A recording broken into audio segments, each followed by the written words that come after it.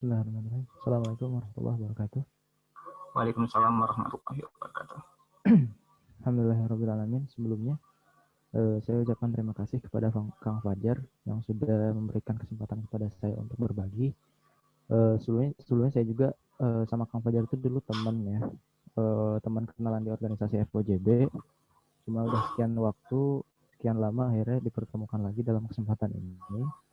Alhamdulillah, teman-teman juga terima kasih yang sudah hadir. Kita mulai dari mana ya? Dari langsung berdasarkan ini aja kali, PPT kali ya.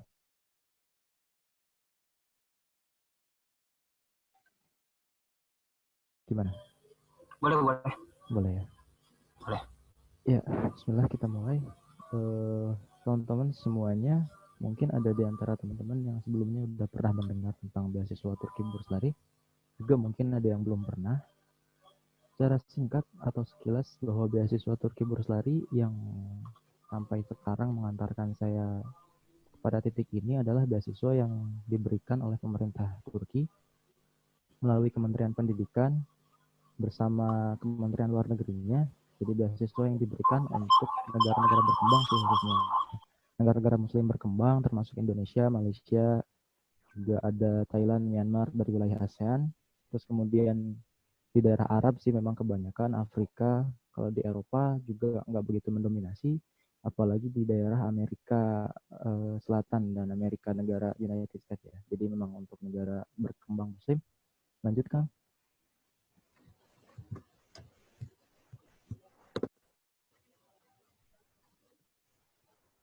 Ya, seperti saya sudah sampaikan tadi bahwa beasiswa YTB itu adalah beasiswa pemerintah Turki atau Yurtdışı Topluluk Akraba Başkanlığı, itu beasiswa yang diberikan oleh apa namanya Kementerian Luar Negeri Turki khusus untuk teman-teman asing yang bukan berkewarganegaraan Turki. Next. Nah, jadi kalau kita bicara soal beasiswa, teman-teman, yang pertama kali dibahas atau ditanya mungkin sama teman-teman adalah tentang apa sih yang kita dapat dari beasiswa itu atau benefitnya apa aja sih? Kira-kira bakal, oh volumenya kecil ya. Cek. Ada. Cukup ya? Harus ditempel mungkin. Ya, next. Jadi yang pertama dibahas sama back dulu. Nah, jadi beberapa di antara benefit yang akan kita dapatkan dari beasiswa ini adalah pertama, tiket pesawat, yaitu tiket pesawat ketika awal keberangkatan dan akhir ketika pulang masa studi. Mungkin teman-teman pernah dengar juga ada beberapa beasiswa yang memberikan tiket pulang setiap tahun. Tapi untuk Turki Burslari ini kita cuma dikasih ketika pertama berangkat dan setelah nanti ketika lulus pas pulang. Terus kemudian juga ada asuransi kesehatan. Asuransi kesehatan kita dapat yang paling bagus di Turki, yang nomor satu, yang apa ya, yang premium, yang dari pemerintah khusus, yang kalau teman-teman mandiri itu biasanya pakai yang swasta, kalau kita pakai yang negeri asuransinya, dan ini bisa mengklaim kebutuhan kesehatan kita. Misalnya ada teman-teman pernah waktu itu yang pengalaman operasi karena dia punya asuransi kesehatan pemerintah ini, jadi semua kebutuhan asuransinya atau semua kebutuhan biaya perawatannya itu ditanggung pemerintah. Terus kemudian yang jelas ada biaya pendidikan. Biaya pendidikannya dibayarkan sejak awal sampai akhir secara penuh ya selama masa studi kita. Apa aja yang ditanggung dari biaya pendidikan ini? Dari biaya pendidikan ini, yang pertama itu ada biaya kursus bahasa Turki. Jadi sebetulnya biaya pendidikan kuliah dibandingkan dengan biaya kursus bahasa Turki itu jauh lebih mahal kursus bahasa Turki. Misal di sini biaya pendidikan FYI aja ya untuk informasi. Biaya pendidikan di sini cenderung murah kalau dibandingkan dengan Indonesia. Misal di kampus saya itu satu semester ketika tahun pertama kedatangan saya itu cuma 500.000 satu semester. Ya, cuma 500.000. Sekarang memang udah agak naik ya, tapi masih cenderung murah, 3 juta. Nah, dan itu akan ditanggung sama beasiswa ini dari awal sampai kita selesai. Terus kemudian juga ada biaya asrama. Biaya asrama itu kita udah betul-betul gratis ya. Udah tinggal tidur, tinggal makan, tinggal nyuci. Ya, alhamdulillah. Terus kemudian juga ada biaya hidup. Biaya hidup itu maksudnya uang jajan, uang bekal teman-teman sehari-hari. Besarannya berapa? Besarannya dari tahun ke tahun memang apa ya, nggak tetap, memang selalu berubah, tapi belakangan ini cenderung naik. Di tahun pertama saya datang itu saya dapat sekitar 700 lira, 700 Turkish lira, 700 TL ya. Terus sekarang di tahun 2020 ada kebijakan baru, yaitu dinaikkan jadi 800 lira. Besarnya berapa kalau dirupiahkan? Ini sebetulnya tergantung kurs ya, karena kan kurs juga berubah-ubah. Waktu saya pertama datang, 700 lira itu bisa dapat sekitar 2 juta. Sekarang 800 lira, karena Turkish lira lagi turun, lagi depresiasi, jadi saya dapat 800 lira itu cuma bisa sekitar 1.800.000 atau 700 lah, gitu Kang. Next mungkin. Nah, terus setelah tahu benefitnya, langsung ada ketertarikan nih misalnya. Langsung yang ditanya itu kan biasanya persyaratannya apa aja sih kira-kira. Yang pertama sebetulnya yang jelas adalah warga negara asing, yaitu non-Turki. Jadi emang beasiswa ini khusus untuk teman-teman asing. Jadi orang Turki tuh bahkan nggak tahu tentang beasiswa ini. Kalau mereka nanya ke kita, kamu kok bisa datang ke sini katanya. Saya bilang saya ikut beasiswa, mereka nggak akan tahu beasiswa apa gitu. Jadi memang khusus untuk mahasiswa asing. Kemudian yang kedua, untuk pendaftar di tahun 2019 ini karena saya bikin tahun lalu ya apa PPT-nya.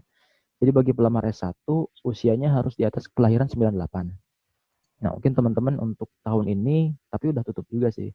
Mungkin untuk tahun ini atau tahun depan itu paling telat atau paling tua adalah usianya umur ketika sudah mencapai 21 tahun itu udah nggak bisa daftar. Terus kemudian untuk S2-nya di atas 89 sekitar berapa ya? 30. Untuk S2 maksimal 30 tahun. Untuk S3 sendiri maksimal 35 tahun. Terus kemudian 3 itu persyaratan umur. Kemudian yang ketiga adalah bagi yang sedang berkuliah di Turki itu tidak diperkenankan untuk mendaftar beasiswa untuk bidang yang sama. Jadi ada teman-teman yang udah di Turki dengan mandiri terus tertarik baru tahu bahwa ada beasiswa ini lalu kemudian daftar. Biasanya yang kayak gitu itu nggak apa namanya, nggak diterima atau punya kesempatan yang kecil gitu. Jadi memang teman-teman yang masih di Indonesia itu punya peluang lebih besar. Terus kemudian bagi pelamar S1, oh gitu. Bagi pelamar S1 setidaknya memiliki nilai rata-rata 70 untuk jurusan sosial gitu. Kalau misalnya teman-teman mau daftar jurusan sosial atau teknik kayak bisnis, HI segala macam, itu nilai rata-rata rapor itu minimal 70. Jadi ya bagi kita terhitung ini sih, terhitung rendah ya 70 itu insya Allah lewat lah. Terus kemudian untuk jurusan kesehatan, kedokteran, keperawatan dan sebagainya itu minimal 80 rata-ratanya. Terus yang kelima, pelamar tidak memiliki masalah kesehatan atau penyakit kronis yang dapat menghambat pendidikan. Itu persyaratan umum ya, bukan persyaratan teknis semacam dokumen, itu bukan. Next Kang, dilanjut. Nah, kemudian ada persyaratan berkas atau persyaratan khususnya. Setelah kita merasa mencukupi persyaratan umum tadi, lalu kita akan menanyakan tentang persyaratan berkas apa aja yang dibutuhkan untuk beasiswa ini. Nah, yang pertama jelas ijazah teman-teman sama transkrip nilai. Ijazah ini harus apa namanya, harus diterjemahkan oleh penerjemah tersumpah gitu ya. Ada mungkin di beberapa kota yang penerjemah tersumpah banyak tersebar. Terus kemudian soft copy foto terbaru itu untuk apa namanya, untuk melengkapi persyaratan di website nanti. Kemudian kartu identitas yang valid. Entah kalau teman-teman belum 17 tahun, belum 18 17 ya. Mungkin KTP belum punya tapi udah punya paspor, itu bisa disertakan, atau bahkan kakak juga bisa, kartu keluarga bisa disertakan. Kemudian mengisi letter of intent, LOI itu esai ya. Kalau di beberapa beasiswa yang lain ada personal statement kayak gitu, mirip sih. Kemudian language proficiency document itu kalau teman-teman punya pernah ikutan TOEFL atau IELTS atau TOMER, bahkan nggak mungkin sih kalau pernah ikut kursus bahasa Turki. Jadi kalau pernah ikut TOEFL itu bisa apa namanya, bisa membantu teman-teman banget kita memilih kampus. Jadi ada beberapa kampus yang punya persyaratan TOEFL atau IELTS gitu. Tapi sejauh ini yang saya tahu itu nggak diwajibkan. Jadi teman-teman nggak punya misalnya itu nggak masalah.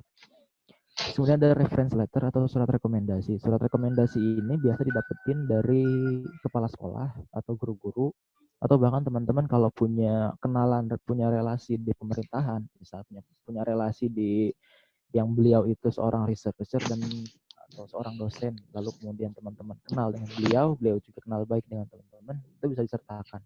Jadi semakin tinggi surat rekomendasinya, itu semakin bagus. Terus kemudian melampirkan work atau appreciation program letter. Semacam apa ya? Ini semacam CV lah atau sertifikat kejuaraan. CV juga bisa. Sertifikat kejuaraan memang lebih apa ya? Memang lebih bonafit lah, memang lebih punya jadi dipandang lah kalau teman-teman pernah ikut kejuaraan tertentu gitu. Next kan?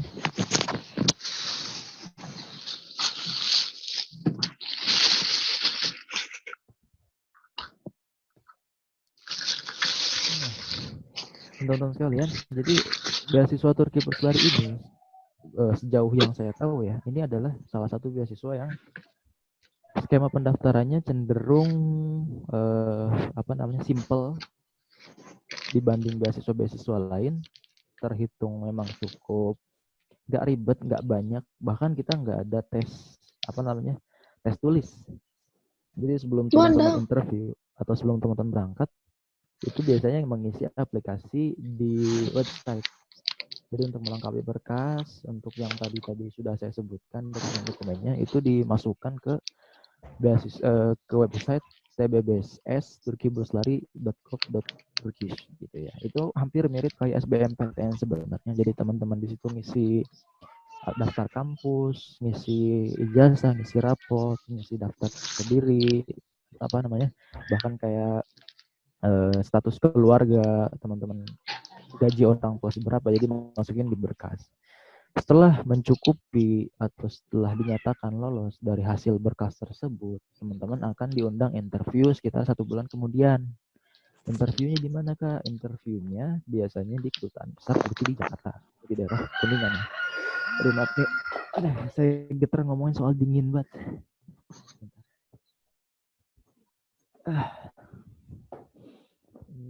Ini masih dingin suasananya.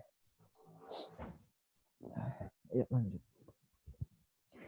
Nah, jadi di interview ini teman-teman selain panitia itu mengecek keabsahan berkas-berkas yang teman-teman masukkan atau yang teman-teman daftarkan. Jadi di interview ini juga kadang ada beberapa orang yang memang di situ jadi ajang show off-nya gitu. Misalkan mereka akan bawa feature plan itu biasanya mereka bikin dalam bentuk kertas karton lalu dibikin gambar-gambar, nanti saya akan seperti ini gitu, nanti ditunjukkan, dipresentasikan gitu. Untuk teman-teman yang masuk keagamaan misalnya nanti dites hafalan. Teman-teman yang masuk jurusan teknik atau matematika nanti dikasih soal matematika, bisa kayak gitu. Kalau saya sendiri waktu itu pengalaman, karena saya jurusan bisnis ya, jadi memang nggak ditanya macam-macam, jadi tinggal ditanya apa tujuan kamu nanti, saya tinggal ceritain aja udah sih. Terus kemudian sekitar 2-3 bulan kemudian, memang agak lama proses interviewnya ini. Interviewnya dari sampai keberangkatan, nanti diumumkan bahwa teman-teman lolos, berarti dikasih tiket gitu.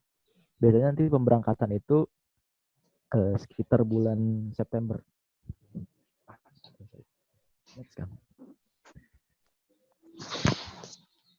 Nah, ini timeline-nya ya. Biasanya teman-teman, karena yang sekarang tahun 2020 ini sudah masuk bulan April, jadi proses pendaftaran sudah ditutup. Mungkin teman-teman bisa siap-siap buat tahun depan. Jadi untuk informasi, pengisian aplikasi online itu biasanya dimulai ketika Januari sampai dengan Februari. Jadi memang bisa ada perubahan setiap tahun, tapi itu nanti akan selalu diupdate lewat website beasiswanya. Jadi teman-teman harus selalu update dari beasiswa dari website yang tadi ya. Kemudian ada proses interview, biasanya berlangsung sekitar 1 minggu sesuai email yang dikirim oleh panitia. Artinya nanti teman-teman akan dikasih tanggal kapan harus datang, bahkan jam berapa gitu nanti ke kedutaan itu. Dan itu memang nggak semua dalam satu waktu, nggak semua dalam satu tempat. Jadi ya teman-teman di situ bisa dapat kenalan juga, biasanya dapat kenalan sebelum berangkat tuh di pas ketika interview, bisa sharing juga nanti. Iya. Terus kemudian pengumuman tentang waktu sejak awal pendaftaran sampai pengumuman biasanya memakan waktu paling enggak 4 sampai 6 bulan. Nah, saya itu pengalaman tahun 2017 berangkat itu sudah masuk kampus teman-teman. Jadi udah daftar kampus, udah sekitar 1 bulan lah kuliah. Itu baru pengumuman. Jadi memang ada apa ya? Teman-teman harus agak nggak gambling sih. Memang harus kalau misalnya teman-teman yakin bakal dapat ini, nanti teman-teman akan bertaruh kira-kira bakal masuk ke kampus di Indo dulu apa enggak gitu. Karena pengumumannya biasanya Agustus di which is teman-teman di situ udah harus masuk kampus kan sekitar bulan Agustus itu. Sementara ini beasiswa belum diumumin gitu. Lagi akan ya. Kemudian pembuatan visa itu paling enggak 1 bulan sebelum keberangkatan. Jadi teman-teman sebelum berangkat itu akan bikin visa dulu di kedutaan juga. Nah itu biasanya setelah pengumuman ya, setelah pengumuman pasti. Lalu kemudian berangkat. Nah berangkat ketika pemberangkatan ini teman-teman bisa milih tanggalnya sesuai dengan keinginan, sesuai dengan kebutuhan. Bahkan bisa dibarengin gitu sama teman-teman yang lain. Mungkin pas sampai sesi ini. Gitu untuk keberangkatan.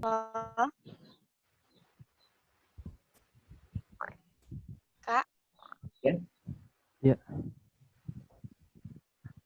udah ada suaranya.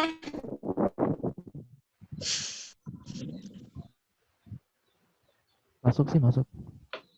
Jadi aku mau nanya, pas kakak udah kuliah di Turkinya, ada nggak beberapa kesulitan yang kakak alamin gitu? Selain dari pendidikannya, dari hal lainnya, ada kesulitan nggak gitu, Kak?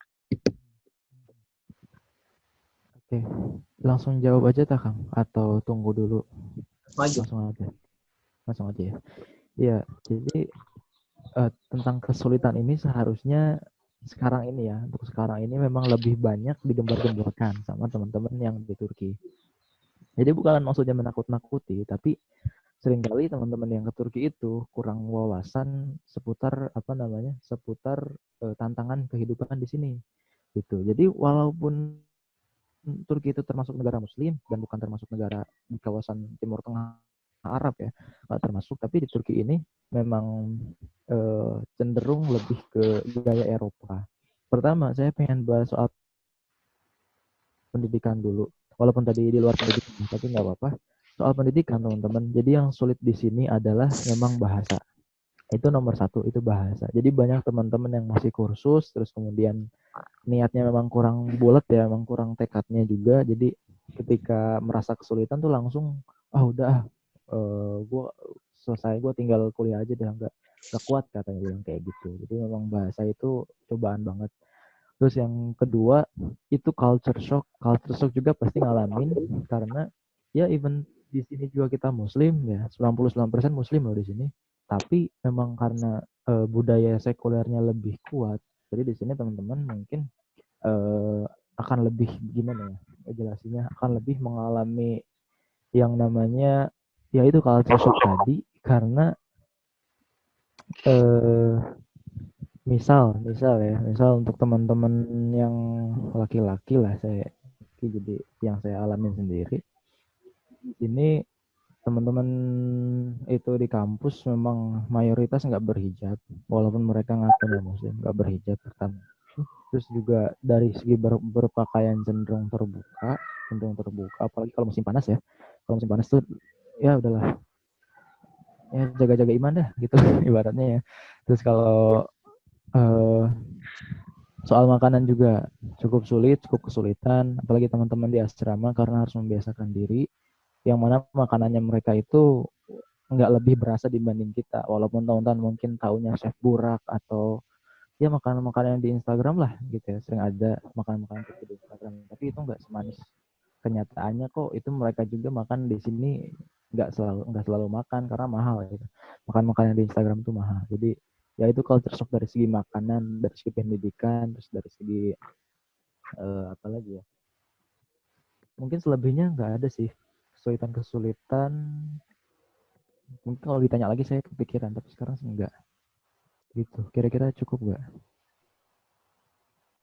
Bagaimana Teh Dini? Apanya lagi nih? Kalau boleh diperdetil. Teh Dini, halo? Wah, Teh Dini.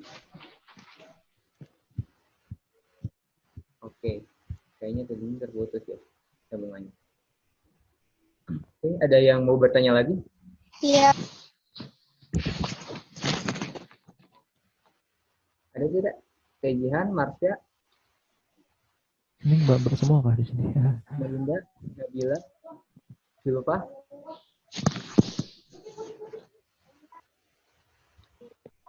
Oke, Kang Pupung. Ya, gimana Kang? Kan sebelum Kang Pupung masuk dunia perkuliahan di Turki, Kang Pupung juga mengalami proses kan, proses gimana bimbang, misalkan waktu mau ke Turki, atau masalah beasiswa dan sebagainya. Kira-kira Kang Pupung dalam mengatasi pemikiran ini caranya gitu. Kan Kurang masih jelas Kang? banyak ya, Dalam mengatasi itu apa? banyak siswa ataupun anak yang sebelum masuk kuliah mereka itu bingung gara-gara misalkan ntar masalah biaya gimana ya, masalah ini gimana gimana yang umum gitu bagi orang-orang sekarang gitu.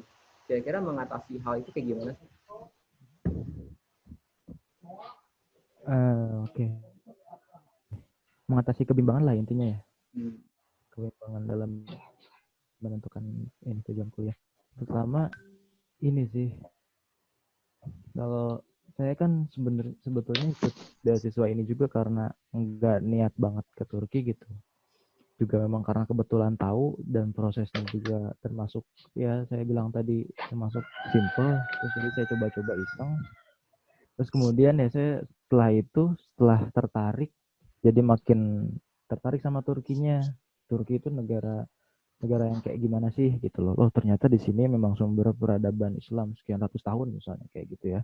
Jadi itu salah satu motivasinya dan eh, saya penasaran sama hal itu gitu. Itu yang mendorong saya sih untuk lebih tahu tentang Turki. Terus kemudian ketika daftar juga jujur ketika daftar saya itu nggak ngasih tahu orang tua. Saya udah aja daftar terus tahu-tahu orang tua itu pas saya udah interview aja gitu. Ya udah ikut interview dulu dan ketika saat interview dinyatakan lolos, itu orang tua saya nggak langsung setuju. Bilangnya gini, loh kamu udah kuliah, udah daftar kuliah 1 semester berapa waktu itu kan di swasta ya di UMY, terus juga udah daftar kosan. Nah di situ makin bimbang tuh kayak kita banyak banget nih trade off-nya atau ininya lah apa namanya eh iya banyak banget lah yang dikorbanin gitu istilahnya ya. Apakah berangkat atau enggak? Berangkat juga belum tentu nanti di sana kayak gimana. Nah itu benar-benar bimbang sih. Tapi ya waktu itu jalannya ya gimana lagi kalau nggak istikharah lah. Kang alhamdulillah waktu itu sempet diingetin istikharah, udah istikharah. Kira-kira gimana? Alhamdulillah kayak makin bulat aja, makin kuat tekadnya. Ngomong lagi sama orang tua. Alhamdulillah tuh dibukain orang tua hatinya ya. Jadi dibukain. Jadi saya setelah itu langsung ya udah deh dikasih. Terus pas dengar teman-teman yang lain juga jadi ada wardi-wardi yang lolos juga dan itu perempuan gitu. Saya pas tahu mereka perempuan saya nanya kamu kok berani-beraninya sih bisa sampai berangkat ke Turki gitu loh, gini gini gini gini. Oh iya benar juga ya masa saya kalah sama perempuan kayak gitu. Dia bilang ke orang tua kayak gini bahwa ya insya Allah negara muslim gak akan gimana-gimana banget lah. Jadi kalau soal makanan kita juga nggak kesulitan, paling soal rasa aja kalau misalnya makanan ya, karena di sini semuanya halal alhamdulillah, halal makanannya. Paling di situ sih, jadi kebimbangan kita itu sebetulnya karena bersumber dari ketidaktahuan atau dari ketidaksiapan dan keraguan gitu kan. Jadi cara ngawatinya kalau misalnya teman-teman muslim ya ngampar sejadah lah, istihoroh dulu gitu. Kang Pupung, ini ada pertanyaan dari Rumaisa Khalidatunisa. Dia bertanya mengenai strategi persiapan bahasa dan syarat ketika TOEFL atau IELTS ya. Nah, itu gimana sih persiapannya dan waktu yang ditempuh untuk persiapan itu, Kang Pupung berapa lama gitu? Apakah dari kelas 1 SMA atau nggak lama gitu, cuman dari tahu langsung persiapin? Oke, tentang TOEFL ya. Jadi dulu itu saya pernah tes TOEFL, cuma niatannya itu bukan untuk supaya saya dapat saya dapat beasiswa ini banget gitu Kang. Jadi gini, TOEFL itu nggak diwajibkan. Pertama harus dicatat bahwa tidak diwajibkan. Akan tetapi TOEFL ini bisa ngebantu teman-teman kalau seandainya teman-teman masuk ke pilihan kampus-kampus yang misal top 10 lah.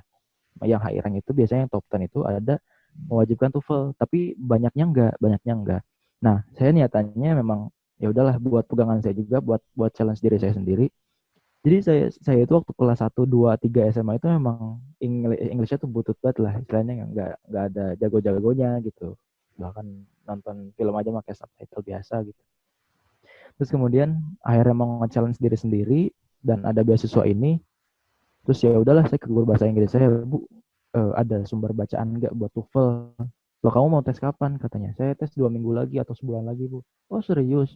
Ya udah nih, kamu selesaiin satu buku ini. Ada satu buku waktu itu jurus gitu apalah saya juga lupa. Pokoknya ada satu buku pegangan saya TOEFL. Saya habisin buku itu, habisin bener-bener. Terus itu persiapan TOEFL ya. Jadi memang membiasakan diri sama Inggrisnya itu ketika nonton film, ketika nonton YouTube, apa-apa harus English. Ketika ngobrol sama diri sendiri pun harus diusahakan dengan English. Jadi TOEFL itu sebetulnya alih-alih dia ngecek kemampuan bahasa kita, sebetulnya dia lebih ke kemampuan gimana kita nalar soal. Nalar soal tuh apa ya? Kalau kita kebiasaan ngerjain soal itu, Kang. Kalau kita biasa ngerjain soal itu, jadi kita udah tahu polanya gitu. Ya misalkan, oh soal ini, oh perasaan mirip sama kayak soal ini gitu. Akhirnya, oh paling inilah gitu. Jadi nggak jago-jago banget juga saat itu. Saya ngabisin buku itu sekitar 3 minggu. Minggu keempat saya tes preparation. Tapi alhamdulillah dari saat itu juga karena saya udah menguasai soal-soalnya gitu. Alih-alih saya jago bahasa Inggris gitu ya, jago bahasa Inggris, saya nguasain soalnya. Alhamdulillah waktu itu dapat 513. 513 dari sebelumnya saya pernah tes juga di sekolah itu dapat 350 doang. Tapi itu niatannya memang yaudah saya pengen challenge diri saya sendiri, kira-kira habis nggak nih sebuku dan bisa nggak saya dapat TOEFL 500 gitu. Udah saya ikutin, alhamdulillah dapat 513. Pun itu juga saya itu masih nggak lancar dengan bahasa Inggris. Setelah daftar saya interview kan waktu itu. Nah pas interview itu bahkan saya masih ngafal Kang, masih ngafal bener-bener ngafal gitu. Jadi pertanyaannya saya nyari di Google nih, pertanyaan interview apa aja sih? Oh ada 5 yang paling utama. Anu. Ya udah saya tulis, saya siapin jawabannya, saya hafal bener-bener 1 minggu. Dan alhamdulillah keluar semua. Jadi ya gitu sih. Oke, ada sedikit pertanyaan menarik tadi. Kan kata kau Ya. tidak semuanya mensyaratkan TOEFL ya? Ya. Hanya sekedar kampus-kampus top-top di Turki. Jadi TOEFL itu merupakan bukan syarat khusus ya. Jadi kalau kita belum lancar bahasa Inggris ataupun TOEFL-nya belum terlalu itu, kira-kira peluang masuk beasiswanya gede nggak sih? Nah, ini menarik Kang. Di tahun saya terjadi, jadi ada teman saya, dia memang jurusannya waktu itu daftar ilahiyat atau keagamaan ya. Nah, tapi kan memang disyaratkannya nggak ada perbedaan. Persyaratan nggak ada perbedaan. Yang kalau ilahiyat nggak wajib bisa bahasa Inggris misalnya. Yang kalau keagamaan nggak wajib bisa bahasa Inggris. Nah, teman saya itu yang sekarang lolos ini, beliau itu nggak paham bahasa Inggris, cuma ya paham 1-2 kata aja gitu lah istilahnya. Karena dia di pesantren dan dia memang lebih menguasai bahasa Arabnya gitu. Pas ketika interview itu lucu Kang. Jadi teman saya masuk gitu ya. Terus pertama bahasa Inggris dulu sama si pewawancaranya. Lalu kemudian teman saya itu bilang, I'm sorry sir, I can speak English. Itu doang.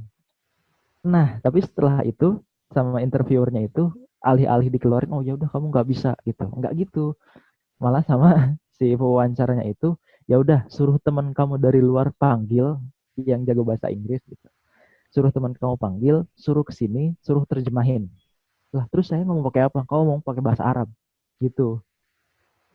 Pernah tuh itu kejadian di tahun saya. Dia cerita. Jadi ada yang award lain ya gitu ya, calon interview lain di luar itu disuruh masuk diterjemahin, teman saya mau pakai bahasa Arab.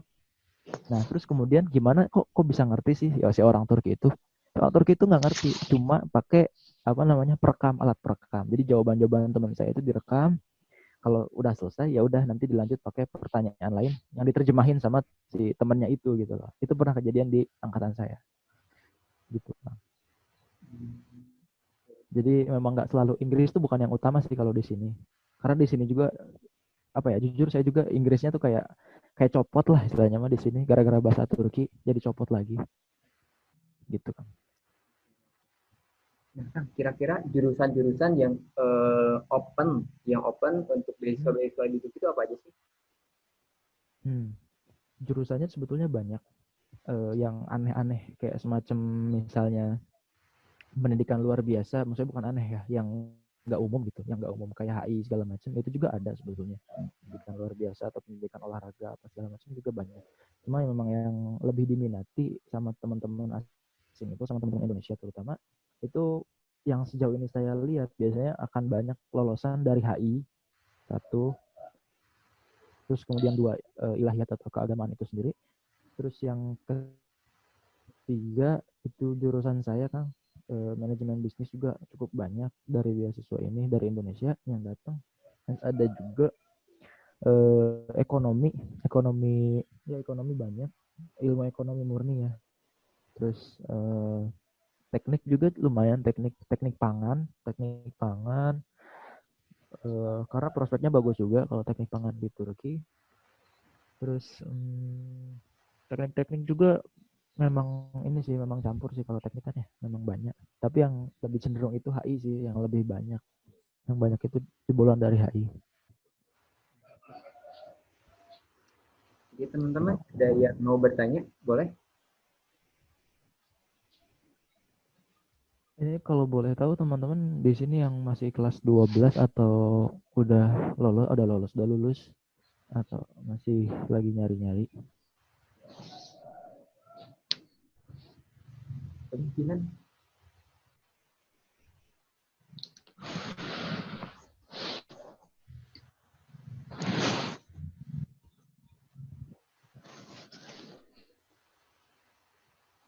Oke, kamu Masih tuh lama ya? ada pertanyaan dari Rina ya.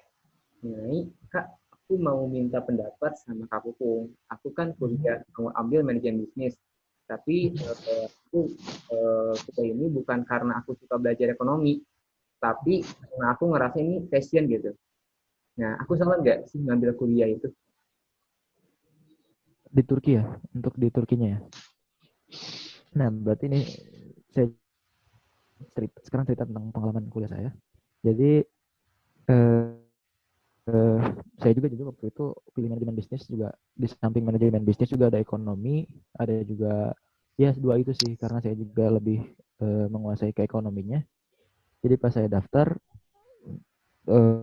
ambil dapat ekonomi juga dipilih. Oh ya, sebelum pas ketika milih jurusan itu kita ada 12 pilihan, Kang. Kalau SNMPTN misalnya cuma 3, kita dapat 12 pilihan. Jadi memang fleksibel banget tuh. Gitu. Nah, pengalaman saya kuliah di sini karena passion ya tadi ya. Jadi teman-teman yang kuliah karena passion tuh yang banyak juga di sini. Yang awalnya bilang, oh iya saya pengen jadi pengusaha misalnya kayak gitu. Nah, kalau di Turki itu sendiri yang saya alami sampai semester 4 sekarang, itu alih-alih kita belajar tentang how to be entrepreneur gitu ya, untuk jadi seorang pengusaha gimana, bisa lebih ke bagaimana menjadi seorang manajer yang baik sih gitu. Jadi ilmu-ilmu pengusahanya nggak sekencang di Indonesia yang saya tahu. Kalau di Indonesia kan karena kita berkembang banget ya sekarang di startup segala macam. Kalau di Turki itu soal startup itu masih lemah, masih rendah tingkat tingkat ya kesadaran masyarakatnya seputar startup gitu loh, lebih lebih kencang di kita. Nah, sebetulnya jadi peluang juga buat kita buat ya untuk nge-explore di sini. Kenapa sih Turki masih bisa lemah dan apa yang bisa kita kontribusikan di sini.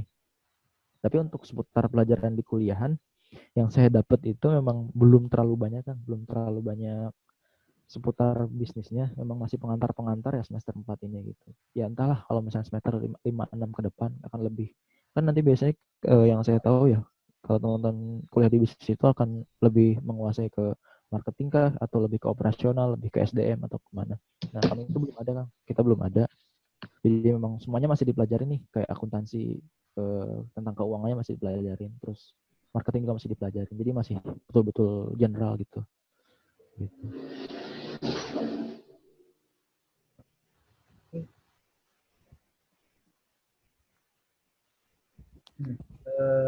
Aku Pung, ini ada pertanyaan dari Julfa Laili ya. Kak, saya mau nanya, ada gak sih tips untuk lolos dalam beasiswa Turki ini? Tipsnya gitu. Tips sebentar. Ini panjang banget nih dari awal. Tips ya.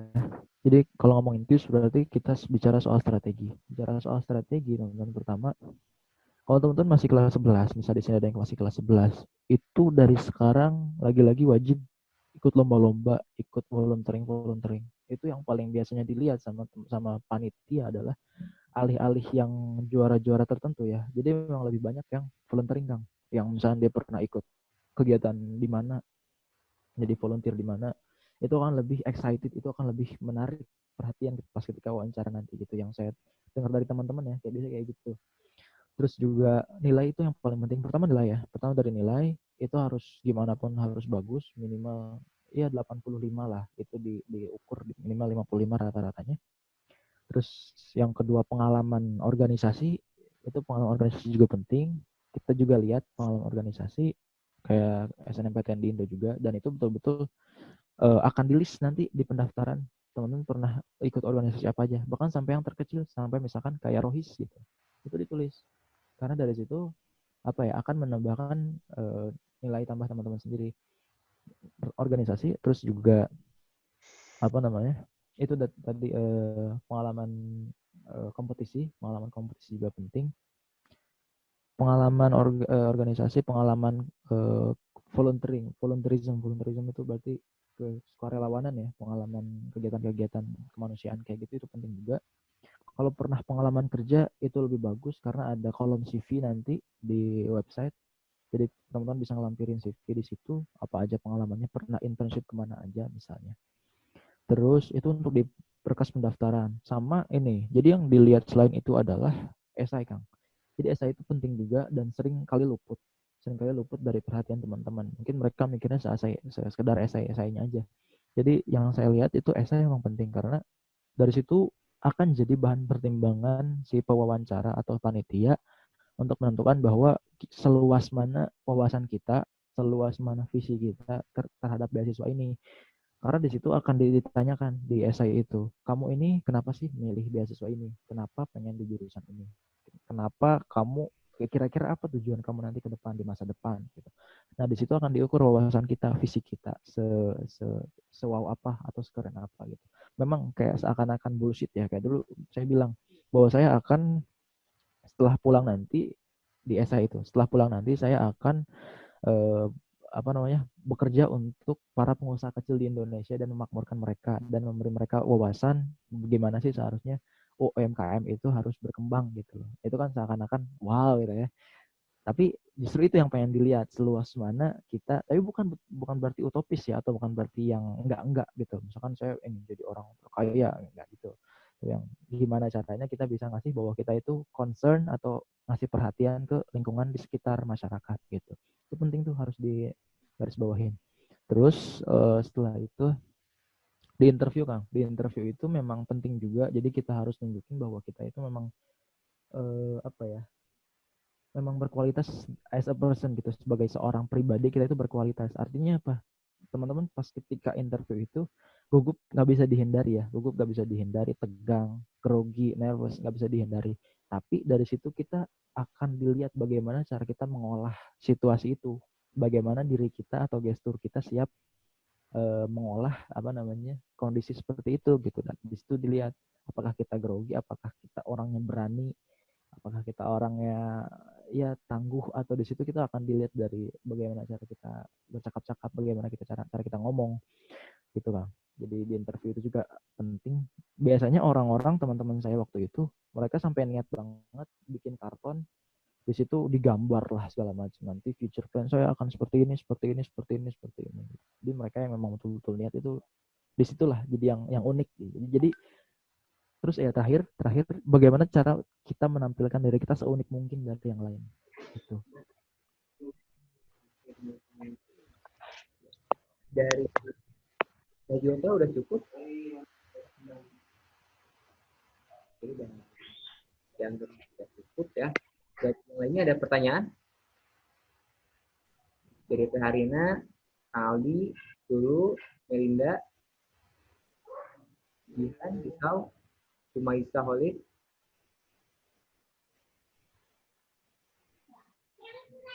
Nih, lagi. Kang, Kang, kalau kita dapat beasiswa di sana, mungkin nggak sih kita kerja part time di sana apa aja sih yang mungkin? Kalau cek masuk ya. Kok nggak bisa lihat? Nah, ya.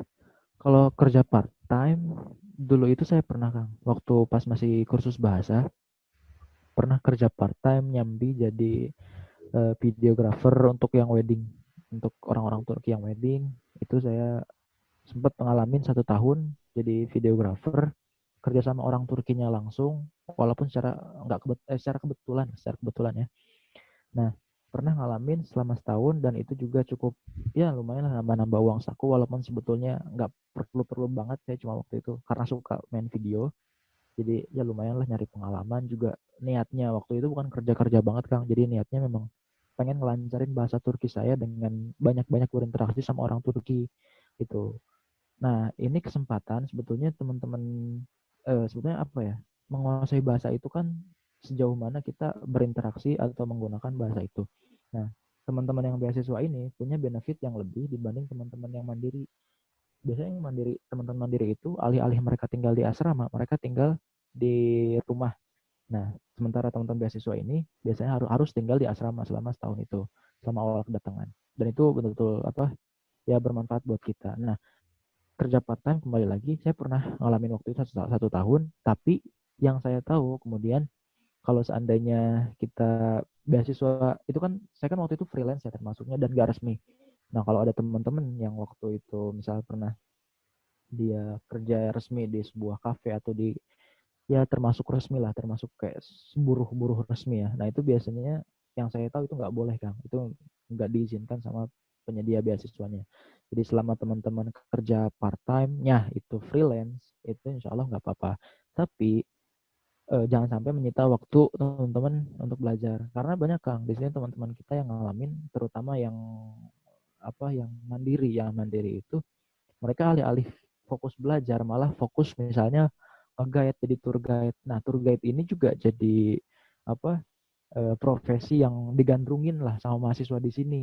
Karena banyak banget turis-turis dari Indonesia, dari umroh itu yang ke sini, mereka akan narik guide. Dan itu, wah lumayan Kang. Masukannya itu lumayan. 1 minggu bisa bisa $200. Satu kali antar jamaah tur itu. Dan alhamdulillah saya belum pernah nyobain sih, belum pernah. Kalau agak itu belum pernah. Tapi teman-teman yang mandiri biasanya akan dapat gitu. Mereka akan nyari karena mereka butuh uang. Gitu kan.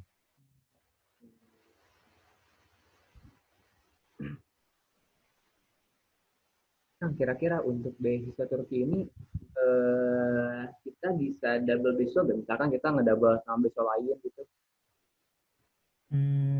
Double beasiswa mungkin kalau untuk yang apa ya, untuk yang pemerintah Turki resmi itu sejauh yang saya tahu belum ada, nggak ada. Mungkin teman-teman yang mau ngajuin beasiswa, ada kan ya dari pemerintah provinsi misalnya beasiswa apa sih namanya, ada tuh dulu pernah ingat beasiswa putra daerah ya bahasa, misalnya beasiswa putra daerah itu mungkin teman-teman kalau mencukupi syaratnya juga bisa ngajuin sih, kayaknya bisa aja dan nggak dilarang sama pihak beasiswa Turkinya sendiri.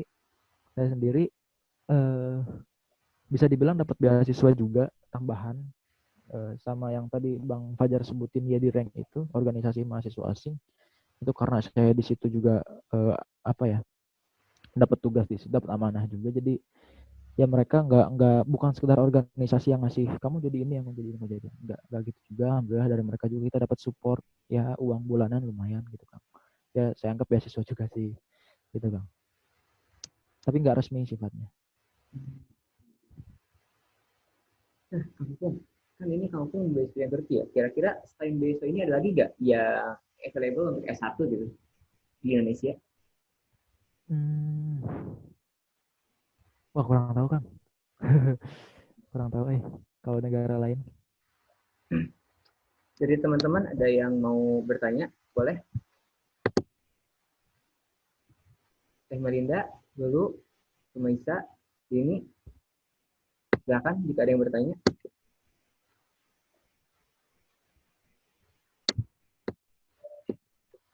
Halo Teh, Kali, Jihan.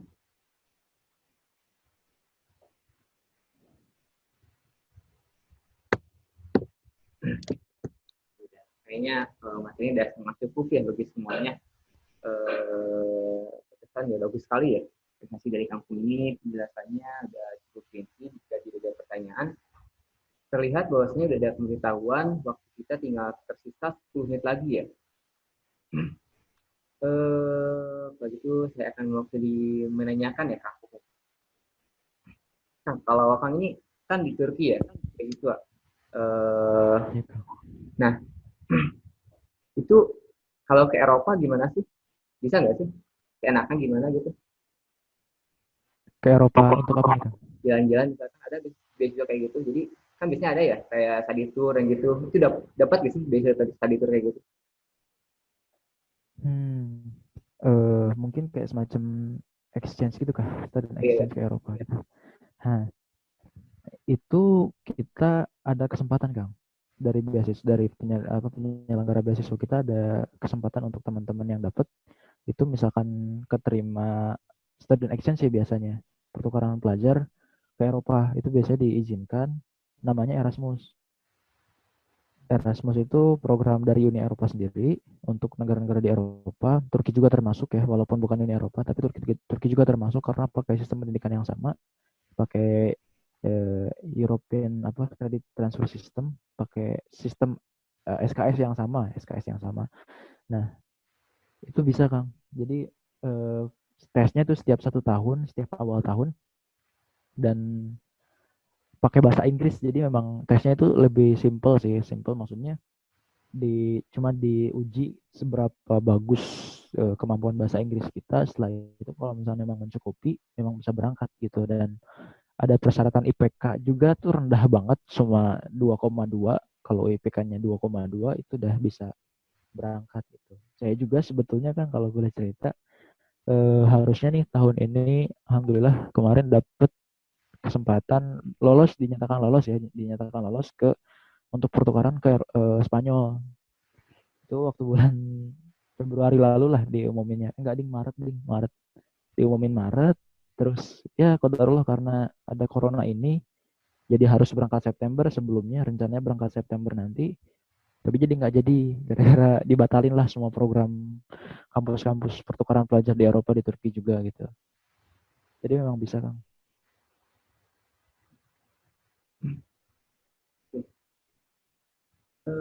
Tadi mungkin udah sedikit singgung ya mengenai izin orang tua. Ingin ngulang lagi aja kira-kira cara Kang Pupung yakinin orang tua Kang Pupung sendiri buat melepas Kang Pupung mau ke Turki gimana caranya? Oke, ngeyakinin orang tua. eh Sebetulnya mungkin teman-teman nggak ada biasanya gini kasusnya, ada orang tua yang ngedukung, maksudnya ada ibu atau ayah yang ngedukung, ada juga ibu atau ayah yang nggak ngedukung, nggak selalu dua-duanya gitu. Kalau selalu dua-duanya kita juga mau ngapain ya. Nah, tapi karena waktu itu ibu saya udah ngedukung duluan, ya udah kalau mama mah mau gimana, mau ya udah pasrah aja kamu, insya Allah ya kalau udah rezekinya ya mau gimana lagi gitu loh. Ya udah sih, saya pegang kata-kata itu, kata mama saya, tapi saya juga nggak gimana ya, nggak dengan cara mendesak, nggak dengan cara ngerengek gitu loh Kang. Jadi kita negosiasinya tuh elegan lah, negonya tuh elegan, dan ya pakai taktik juga. Waktu itu sama kakak ngirimin foto-foto kampus saya ke kakak, kak ini tolong kirimin ke ayah, waktu itu saya, karena ayah saya waktu itu ngelarang gitu. Pas kakak saya ngirimin foto-foto kampus yang kampus saya sekarang ini ke ayah saya, terus ayah saya kan nggak tahu, lalu nanya nih, ini foto apa, ini foto kampus mana, oh itu foto kampus yang di Turki pak gitu. Oh bagus juga ya, iya, jadi gimana gitu kan, saya jadi gimana, senyum gitu bapak kan, enggak, jadinya oh ya udah gimana gitu kan, katanya udah. Pas habis itu mama langsung nyeletuk, ya udah lah pak, lepasin aja, insya Allah nggak apa-apa gitu, insya Allah ya kalau memang rezekinya pasti akan berangkat juga gimana pun, kita jangan menghambat rezekinya anak lah gitu ya. Tapi itu juga saya ngerasanya memang karena dorongan doa juga, dorongan doa orang tua saya juga, doa mama, doa saya juga waktu itu. Apa ya, pelancarnya sih mungkin teman-teman juga sering dengar ke pelancar yang sesuatu yang menghambat itu ya sedekah sih. Jadi sodakohnya dibanyakin waktu itu, alhamdulillah sempat kepikiran, jadi ya gitulah, jadi lebih lancar. Kayaknya pertanyaan terakhir kamu Pung. Kamu Pung, jumlah penerima beasiswa Turki itu per tahunnya berapa sih? Oh iya. Nah, jumlah penerima beasiswa itu tahun ke tahun berubah sesuai gimana kondisi politiknya Turki sendiri, Kang. Tergantung gimana, kan ini beasiswa keluar dari APBN mereka ya, dari anggaran mereka. Jadi mungkin tergantung dari situasi ekonomi sama politik. Pernah waktu itu, kalau saya flashback ke belakang, pernah Indonesia itu ngirim cuma 20 atau 30 orang. Dikit banget. Waktu tahun 2015 atau 2015, karena waktu itu kan kebetulan kejadian kudeta ya. Di Turki kejadian kudeta dan merasa bahwa situasi ekonomi politik di Turki itu belum terlalu stabil, jadi dikurangi gitu. Tapi biasanya umumnya dari tahun ke tahun itu ada di sekitar berapa ya? 60 sampai 70 orang, Kang. Itu terbagi jadi S1, S2, S3 dari 60 sampai 70 orang itu. Dari itu Indonesia aja. Total mungkin bisa sampai berapa? Bisa sampai 10 ribuan lah per tahun dari seluruh dunia. Tapi kalau dari Indonesia sendiri sekitar 60 sampai 70. Itu terbagi dari S1, S2, S3. S1-nya mungkin 50% lah, sekitar 30 orang. Saya waktu itu seangkatan. S2-nya 30%, sisanya S3 itu 20%.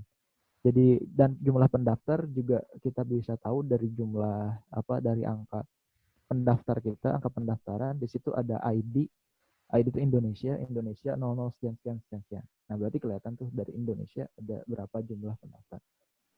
Kurang lebih lah waktu itu sekitar ada zaman saya sekitar ada 99 ribuan lah, 9 ribu pendaftar yang lolos cuma 60-70 waktu itu.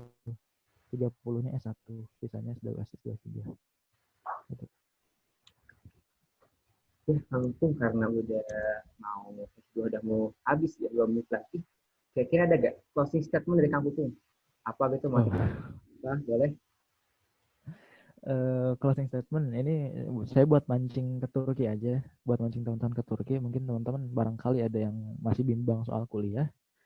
Jadi kuliah di luar negeri itu bukan sesuatu yang wah banget, bukan sesuatu yang mustahil banget. Artinya itu sama-sama bisa kita dapetin. Kita punya chance untuk kesana, untuk kesini ya, untuk Turki ini. Asal apa? Asal kita punya niat yang baik gitu loh. Kesini bukan cuma buat instastory ya. Kesini bukan cuma buat instastory, tapi memang betul-betul kita ingin explore apa yang ada di Turki dan apa yang bisa kita bawa kembali ke Indonesia. Juga teman-teman di sini mungkin tahu bahwa Turki adalah sumber daripada perkembangan Islam di tahunnya, di masanya, dan saya yakin pada masanya itu akan kembali lagi dari sini.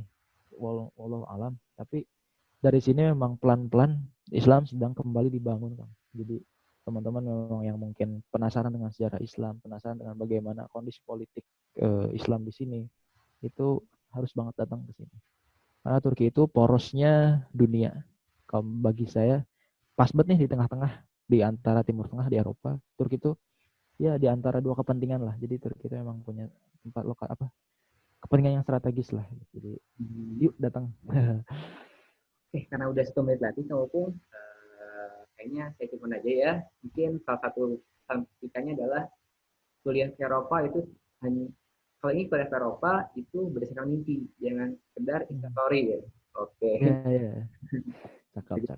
Dan dari saya ucapkan terima kasih kepada Pak Bukung yang telah meluangkan waktunya dan banyak kita. Dan terima kasih kepada semuanya yang telah menyempatkan hadir juga. Semoga apa yang kita petik, yang kita dapat hari ini menjadi manfaat bagi kita semua di kedepannya. Sekian dari saya, sebagai moderator ingin undur diri dan nanti tinggal lagi akan langsung out ya. Lagi Kang Bukung, makasih banyak ya sudah menyempatkan waktunya. Sama-sama, makasih juga Kang. Mantap. Ya, Assalamualaikum warahmatullahi wabarakatuh. Waalaikumsalam warahmatullahi wabarakatuh.